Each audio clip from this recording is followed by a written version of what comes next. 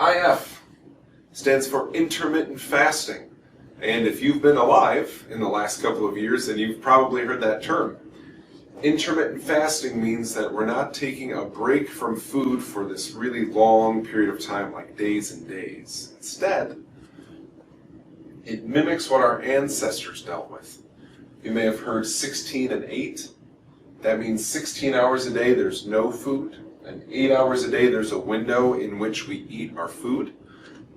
And the way that that mimics what our ancestors dealt with was when our ancestors would wake up in the morning, they would have to go out and hunt, or they'd have to go out and gather things like fruits and seeds or nuts, and then they would bring that back.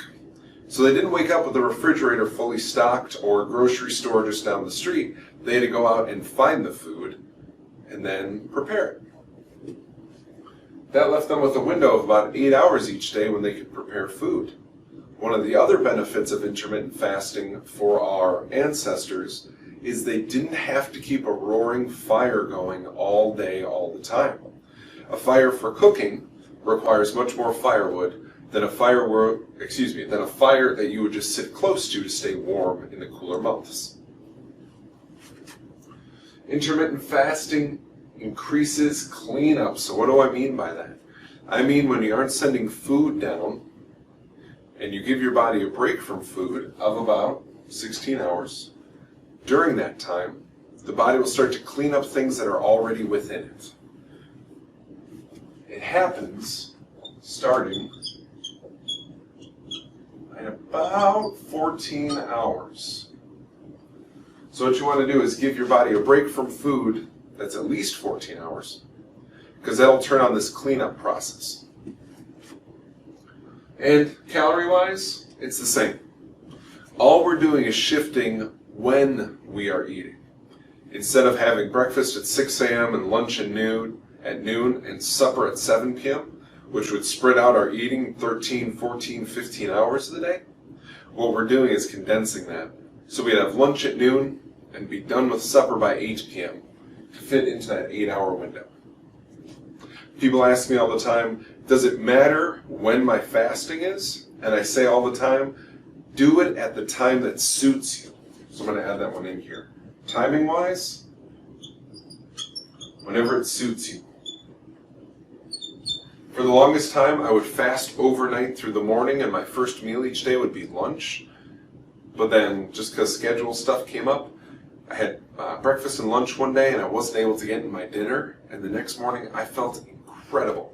So now when I intermittent fast, I skip dinner. That's intermittent fasting. Now, a water fast is definitely the second most popular fast that I hear about here in clinic. It mimics famine. So it mimics that there's no food around, just water around. It does increase the cleanup, but only short term. And that's because of the next point that I'm about to make, which is calorie-wise, it's a pretty sharp decrease, because water has 0 calories. So for a lot of people who are already dealing with health challenges, when they do a water fast, it puts additional stress on their body. And a person with low levels of minerals or imbalances in the minerals in their body is going to find it really difficult to sustain a water fast long enough to do some deep cleansing. And even if they do sustain it long enough, it's likely their stress hormones will go up so high that the full benefit of the fasting will not be realized. So for that reason, I don't like mimicking the fast as much as I like mimicking what our ancestors dealt with. That we still eat the same amount of food during the time of day that'll suit us best, but it's a smaller window of time, because we know at about 14 hours of no food, our body starts this really great cleanup process. But then because we eat our food, it doesn't burn out our body, it doesn't cause that unwanted stress pattern.